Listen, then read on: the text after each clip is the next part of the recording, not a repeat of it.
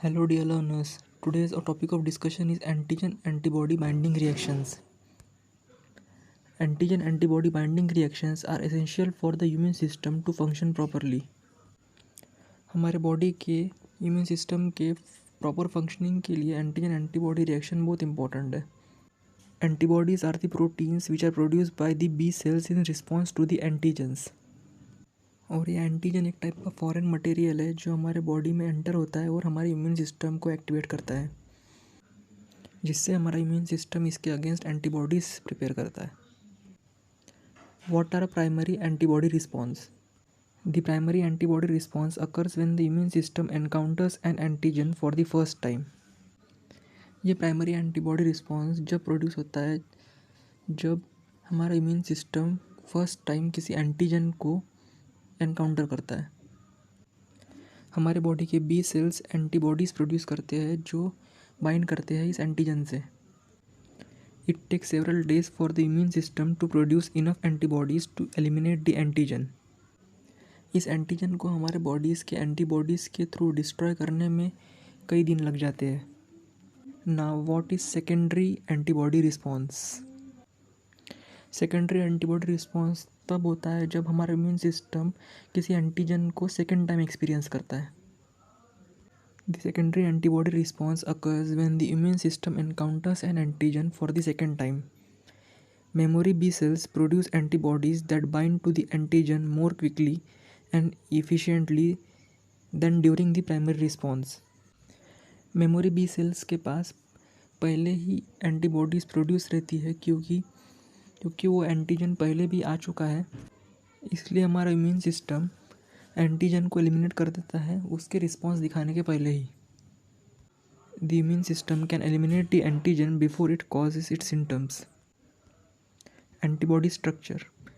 Antibodies are the Y shape protein with the identical antigen binding sites. The variable regions of the antibody determine its specificity for the particular antigens. The constant region of the antibody determine its effector functions. Antibodies Y shape की protein होती है जिनके दो and identical होते हैं. उनमें दो reason present होते हैं, variable regions and constant regions. Variable region determine करता है specificity for the particular antigen और कांस्टेंट रीजन डिटरमाइन करता है उसके फंक्शन को. Antigen structure. Antigens can be protein, carbohydrate, lipids, or nucleic acids. The shape and the size of the antigen determine its ability to bind to the antibodies. The antigenic determinant or epitope is the specific region of the antigen that bind to the antibody.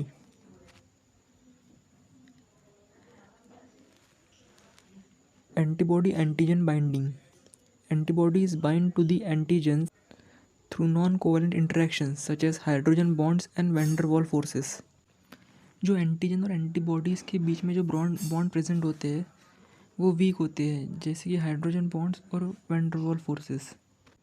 The binding affinity between an antibody and antigen determines the strength of the interaction. Antigen antibody के बीच में जो affinity है वो determine करती है इन दोनों के बीच में strength.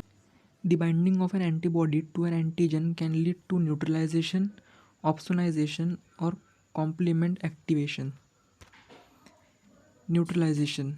Neutralization occurs when an antibody binds to the pathogens or toxin and prevent it from causing any harm. Neutralization तब होता है जब हमारी एंटीबॉडीज़ किसी पैथोजन और टॉक्सिन से बाइंड करती है और उसके एडवर्स इफेक्ट को इनिबिट कर देती है, जिससे हमारे बॉडी सेल्स को कोई हार्म ना पहुंचा पाए. The antibodies can block the pathogen's ability to enter the cell और bind to the receptor. Antibody किसी भी पैथोजन को हमारे बॉडी सेल में एंटर करने नहीं देता और ना उसे किसी रिसेप्टर से बाइंड होने देता है. न्यूट्रलाइजेशन एक इम्पोर्टेंट मैकेनिज्म है किसी भी वायरल इन्फेक्शन को प्रिवेंट करने के लिए. What are the factors affecting the antibody antigen binding. Antigen और एंटीबॉडीज़ के बीच में एफिनिटी और स्पेसिफिसिटी अफेक्ट हो सकती है पीएच, टेम्परेचर, और सॉल्ट कॉन्सेंट्रेशन की वजह से। The presence of other molecules such as competing antigens और inhibitors can also affect binding. किसी टाइप का कॉम्पिटिटिव इनिबिटर भी बाइंडिंग को अफेक्ट कर सकता है। Understanding this factors is important for optimising diagnostic test and therapeutic inventions. Applications of antibody antigen binding. Antibody antigen binding is used in variety of applications including diagnostic tests, therapeutics and research.